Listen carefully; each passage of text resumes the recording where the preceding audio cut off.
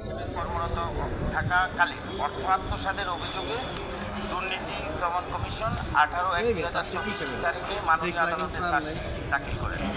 তৎপ্রেক্ষিতে বিগত 28/4/2024 তারিখে বিজ্ঞ মহানগর সিনিয়র স্পেশাল জাজ ঢাকা জনাব হাবিবুর রহমান সহ অন্যান্যদের বিরুদ্ধে চার্জশিট পরোয়ানা জারি করেন।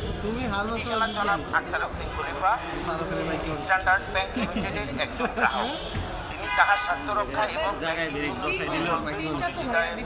দুর্নীতিদায় অভিযুক্ত জনাব হাবিবুর রহমানকে স্ট্যান্ডার্ড ব্যাংকের এমডিও সিও পদ থেকে কোম্পানিজ অ্যাক্ট 1991 দ্বারা 46 প্রয়োগ করে অব্যাহতির আদেশ দানের জন্য বাংলাদেশ ব্যাংকের নিকটে একটি আবেদনপত্র দায়ের করে। বিষয়ে বাংলাদেশ ব্যাংক কোনো পদক্ষেপ গ্রহণ না করায় উক্ত গ্রাহক হাইকোর্ট বিভাগে দায়ের করেন।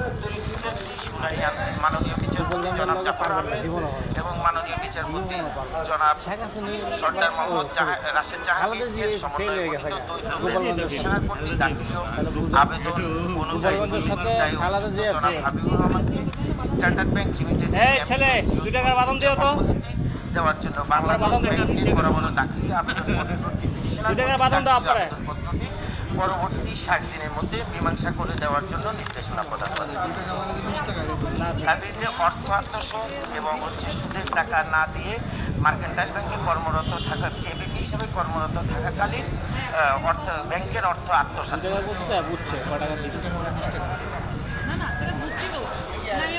না উনি অলরেডি অ্যাবসকন্ডেন্ট এবং চার্জশিট হয়ে গেছে, অভিযোগপত্রটি গ্রহণ করা হয়েছে এবং তার বিরুদ্ধে গ্রেপ্তারি পরোয়ানা জারি করা হয়েছে।